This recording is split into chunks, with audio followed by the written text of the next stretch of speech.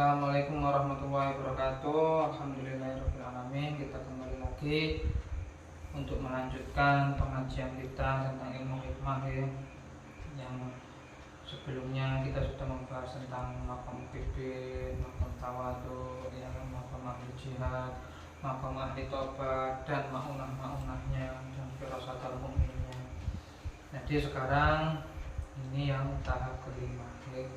Tahap kelima ini kita akan membahas tentang ahli ilmu. Apa itu ahli ilmu? Apa yang harus kita tempuh untuk menjadi seorang ahli ilmu, dan macam-macam ahli ilmu itu bagaimana dan maunya. Oke. Jadi yang pertama kita akan membahas tentang ahli ilmu ya. Dalam Al-Qur'an Allah berfirman di dalam surat Al-Mujadilah ayat 9, ya fa'illahu alladhina amanu minkum walladhina utul ilma darajat. Allah akan mengangkat derajatnya orang-orang yang berilmu di antara kalian dan orang-orang yang diberi ilmu beberapa derajat. Nah, seperti itu ya. Jadi Allah akan mengangkat derajatnya orang yang beriman dan diberi ilmu, karena orang yang berilmu. Ini ayatnya seperti itu. Nah, bagaimana cara kita menjadi ahli ilmu? Nah, seperti itu ya. Nanti kita harus untuk menjadi ahli ilmu ini kita harus mempunyai niat yang kuat untuk belajar. Ya, kita harus niat yang tulus, izin dari orang tua, ya kan? Terus kita menimba ilmu entah di pondok atau di manapun bisa ilmu itu ada ya. Terus setelah itu membutuhkan waktu yang lama, membutuhkan guru, membutuhkan biaya, membutuhkan kesabaran atas ujian-ujian yang Allah berikan kepada diri kita. Nah, lalu bagaimana? Apa saja yang dipelajari untuk menjadi seorang ahli ilmu? Nah, itu yang pertama tadi ya, niat yang tulus. Setelah niat, sudah tadi seperti di kitab Al-Ala itu ya, apa yang harus dibutuhkan untuk menjadi syarat-syaratnya yang dibutuhkan menjadi ahli ilmu. Setelah itu kita belajar. Nah, yang pertama kita baca tulis. Nah, ilmu baca tulis.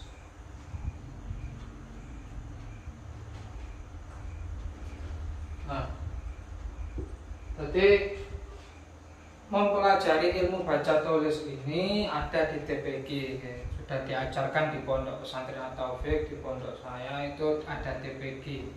Nah, itu baca tulisnya ada khot ya, ada pegun, terus ada pelatihan menulis huruf hijaiyah juga, ada doa-doa pendek, ada fasolatan, ya kan? Ada ruksun sirah. Nah, itu tadi untuk pemula ya. Di pondok kami untuk pemula itu yang sering diajarkan.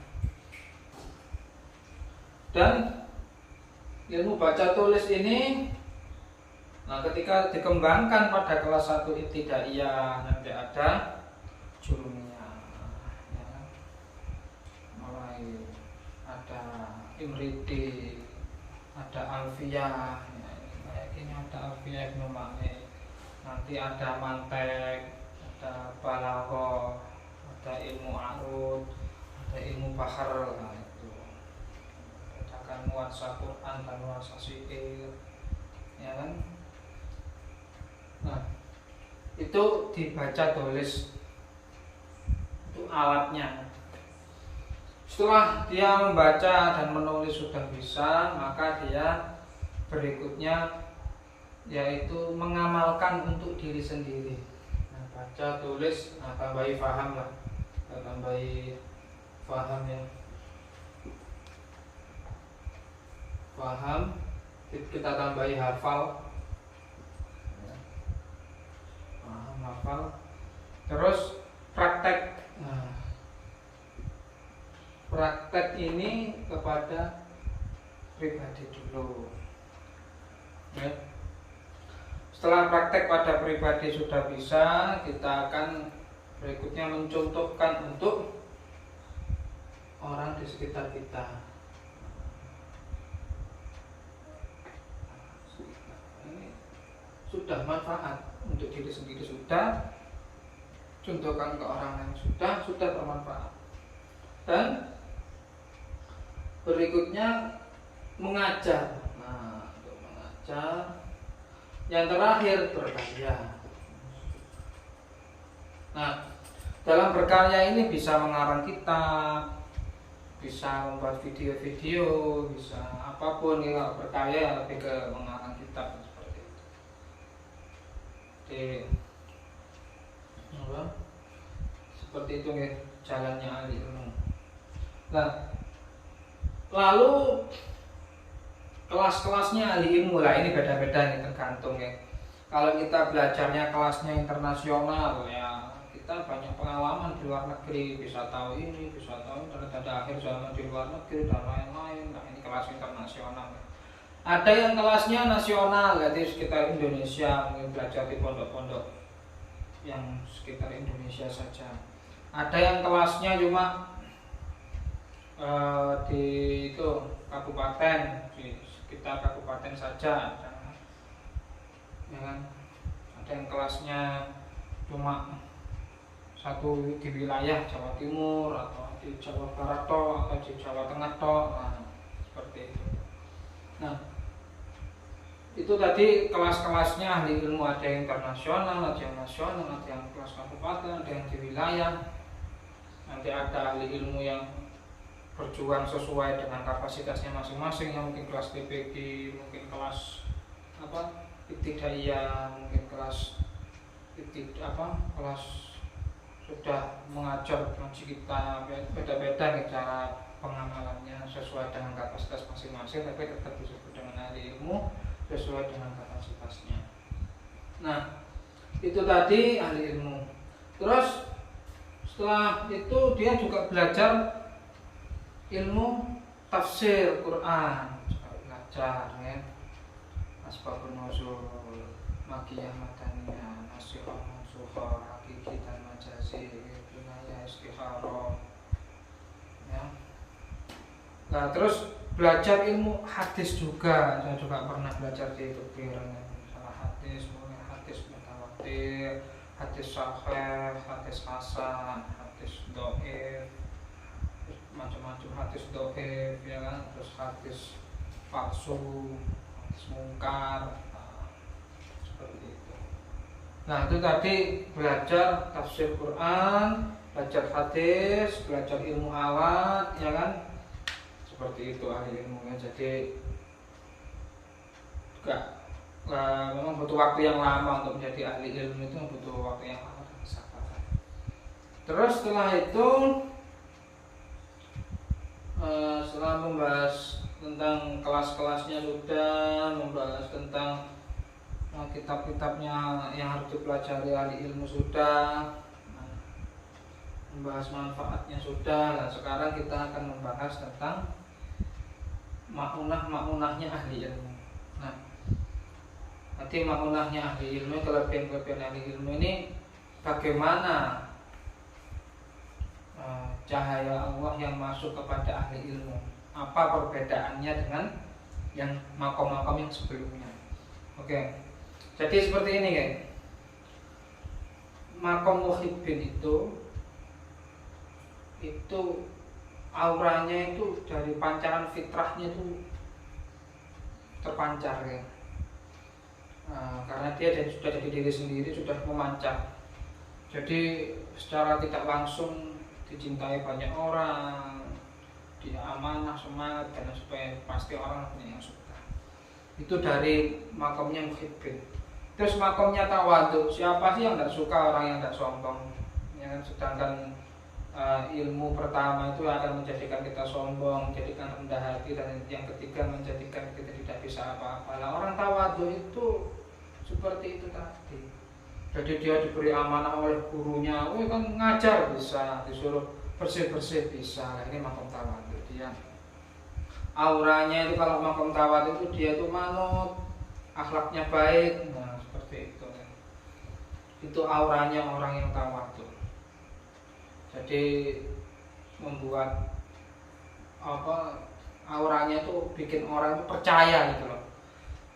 Orang tawadhu ini keluar dari pondok itu cepat dapat pekerjaan, cepat jodohnya juga cepat, dipermudah oleh Allah lah, karena auranya seperti itu, memang barokahnya, cahaya auranya memang kapasitasnya seperti itu.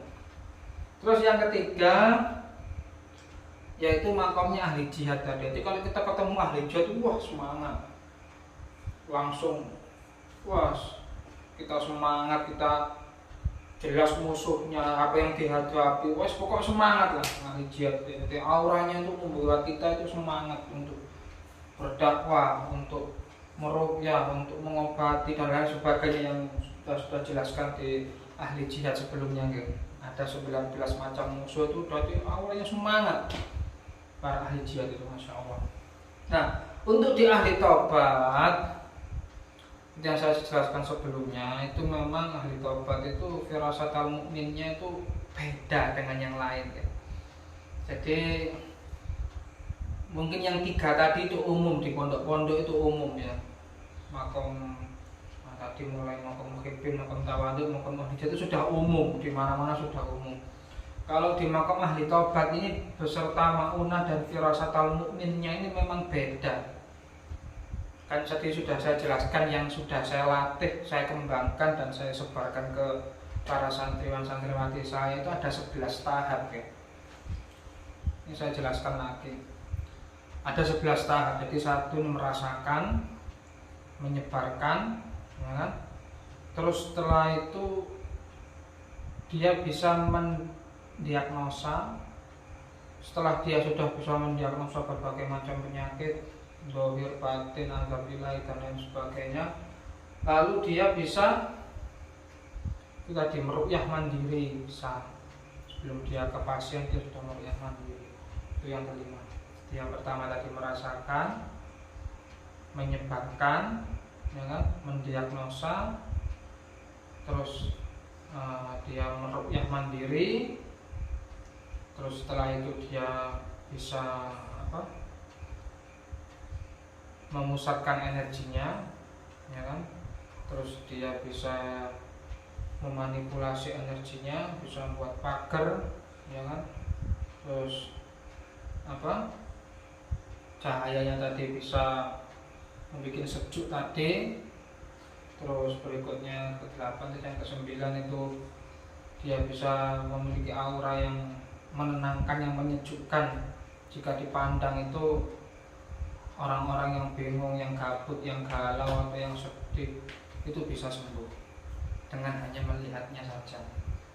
Nah, itu yang ke-10. Sedangkan untuk belah awan itu juga ada pengetesannya di pemusatan. Terus ada yang ke-11 itu baru menangani pasien. Nah, itu tadi maunahnya atau firasatul mukminnya ahli taubat. Nah, sedangkan untuk yang ahli ilmu ini bagaimana? Kan seperti itu pertanyaannya ya.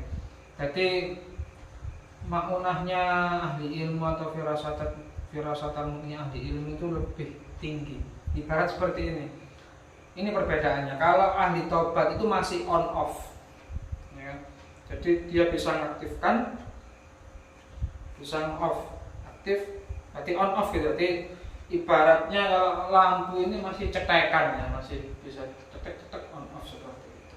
Nah, sedangkan untuk ahli ilmu dia itu adalah pancarannya. Apa ya? Ibarat kalau ahli taubat itu lampu yang cetekan, kalau ahli ilmu itu seperti matahari. Jadi dia itu mancar terus karena ilmunya bermanfaat, dipraktekkan terus-menerus, bermanfaat. Jadi walaupun dia tidur tetap memancar. Makanya kalau jenengan lihat orang-orang alim lagi ngaji, lagi apa, itu seperti tercerahkan. Kita seolah-olah cahayanya memancar, menembus ke jiwa kita, kita jadi hilang, bingung-bingungnya hilang, kegundahan hati yang kita tidak tahu jadi tahu, yang sifat bingung kita atau nggak tahu kita dan lain sebagainya itu bisa tercerahkan dan jelas seperti itu. Nah, gitulah salah satu kelebihannya orang alim itu cahaya Allah yang ada dalam dirinya itu memancar seperti matahari. Jadi sudah usah kayak yang pertama kan masuk lawan gini set lah, itu kalau ahli ilmu kan orang ngaji kan biasa gini aja, kalau ngaji sudah memancar ngaji seperti itu ya. Terus ahli ilmu itu memiliki kepekaan di setiap keilmuannya. Nah ini jadi perbedaan besar lagi di ahli ilmu itu sama gini, ini ada orang syirik, ada orang kafir, ada orang munafik. Ahli ilmu sudah mempelajarinya, sudah menghadapi orang-orang itu, sudah mengerti hadisnya, sudah mengerti dalilnya. Nah ketika cahaya Allah itu masuk kepada ahli ilmu, dia itu bisa mengerti ini orang ini syirik, kafir atau munafik, menolak petunjuk atau apa. Dia itu diberitahu sama Allah itu ada tandanya sendiri. Karena cahaya tauhidnya tadi sudah masuk ke dalam dirinya. Terus ada cahaya untuk membedakan makanan ini halal atau haram itu tahu. Atau itu kayak dulu ketika Rasulullah diracun, beliau tahu bahwa itu makanan itu diracun oleh Yahudi kan, seperti itu kisahnya. Jadi ahli ilmu itu bisa membedakan ini sama ini ada mobil nih. Nah, ini mobil ini kreditan, pakai riba, pakai apa itu tahu, tapi ya itu rahasia karena ketika kita ungkapkan kadang itu menjadi aib untuk orang itu. Jadi kita langsung tahu, langsung kita ceramahi orang itu yang menyinggung, tidak sampai menunjuk-nunjuk seperti itu. Itu maunahnya atau ilmu laduninya ahli ilmu itu seperti itu. Terus ada lagi, dia juga bisa membedakan kesucian seseorang itu lah. Ini makanya kalau membahas laduninya ahli ilmu ini sebetulnya banyak, dan soalnya masalah kebenaran ya, tidak kebenaran. Kalau masalah syahwat itu dia bisa melihat oh ini perawan, ini sudah hendak, oh ini masih berjaga, ini sudah hendak, itu sudah Allah beri seperti itu. Untuk apa ya? Untuk menjaga dirinya dan keluarganya dari orang-orang yang dolim seperti itu. Terus dia bisa membedakan oh ini musuh, oh ini junjungan iblis, oh ini yang ada dalam diri, oh ini yang di luar diri. Itu tahu misal. Cahaya ahli itu seperti itu ya. Jadi apa ya? Firasat mukminnya, cahayanya dan ilmu laduninya itu seperti itu. Makanya ahli ilmu itu tidak bisa diremehkan. Kalau dia sampai sudah mendapatkan cahaya itu, lah itu terbuka. Terus hukum-hukum Allah juga tahu. Allah singkat hijabnya untuk ahli ilmu itu Allah beritahu ini gini. Bahkan ada yang sampai bisa menemukan hukum-hukum baru yang belum ditemukan dalam selama ini, yang ada di dalam Al-Quran belum ditemukan hukum-hukumnya. Kadang kalau Allah beri cahaya itu bisa terungkap, ya kan? Nah, jadi itu seperti ilmu pengobatan saya juga seperti itu ya. Jadi yang belum terungkap itu, ini saya diberi firasat tamunya ahli ilmu dalam di bidang kesehatan itu, saya diberitahu, diilhami untuk pengobatan. Jadi makanya contohnya seperti ini. Makanya kenapa saya kalau mendiagnosa pasien itu dengan posisi sholat, itu memang ada dorongan dalam sini itu ada. Jadi Allah beritahu seperti itu. Tapi ya suaranya seperti gemerincing sering ya, atau saya praktekkan seperti ini lah, seperti itu. Nanti contoh kayak kepala. Nah, itu jangan dikeretek-keretek gini, nggak boleh dikeretek gini, nggak boleh diputer-puter. Kalau diputer sarafnya, karena kalau dikeretek sininya sakit. Nah itu termasuk hukum yang baru. Terus kalau kita ruku boyok terasa punggung ini sakit, ya itu salah urat, saraf kejepit juga bisa. Terus itu, nah itu termasuk diagnosa dari tadi itu adalah termasuk salah satu maunahnya atau firasatul mukminnya ahli ilmu. Itu yang sudah saya praktekkan, sudah saya bikinkan video-video dan hal-hal 30 hal yang harus dihindari dalam kesehatan itu ada. Itu hukum-hukum yang sudah saya pelajari dan sudah saya tekuni bertahun-tahun ya. Itu salah satunya maunah firasat ilmu laduninya ahli ilmu. Oke.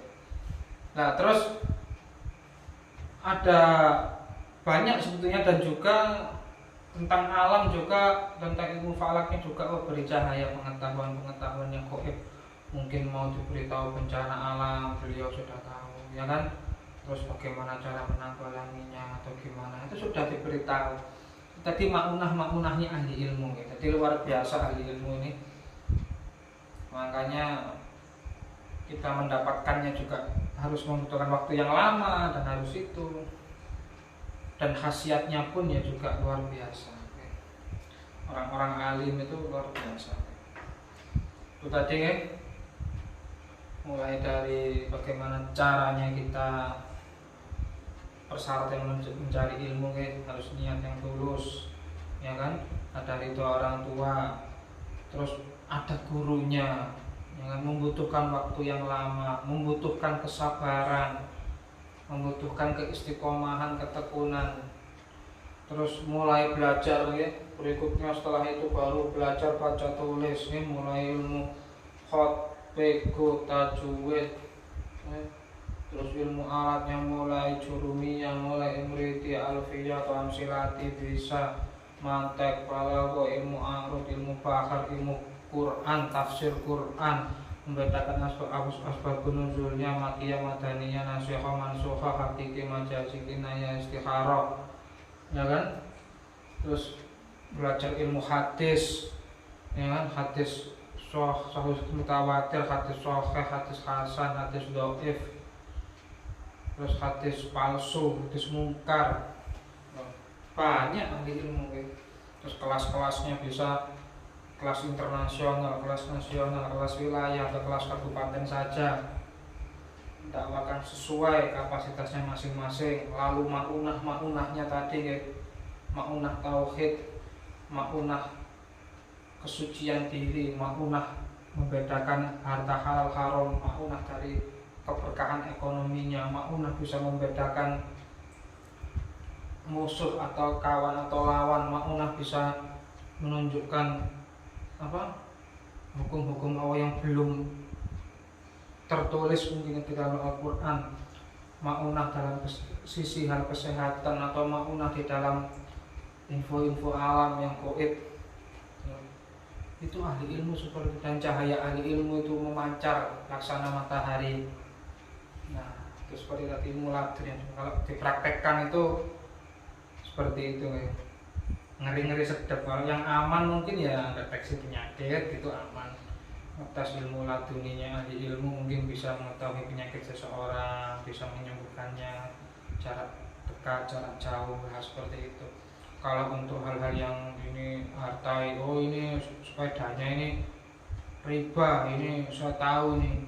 Nah kalau kita bilang gitu kan tidak enak nanti ke orangnya, kita singgung saja. Rata-rata ahli ilmu tuh tahu, cuma dia langsung menyinggung. Jadi sama jenengan datang dengan corak kiai atau gimana, tapi orang ahli ilmu tahu jenengan itu ulama su atau ulama beneran tahu, ya. Jadi seperti itu ahli ilmu ya, luar biasa. Energi cahaya ilahinya dalam dirinya itu seolah matahari yang selalu memancarkan dan memberikan hangat. Dan mungkin itu saja dari saya yang bisa saya sampaikan untuk makom ahli ilmu ya. Semoga bermanfaat, kurang lebihnya saya mohon maaf. Assalamualaikum warahmatullahi wabarakatuh.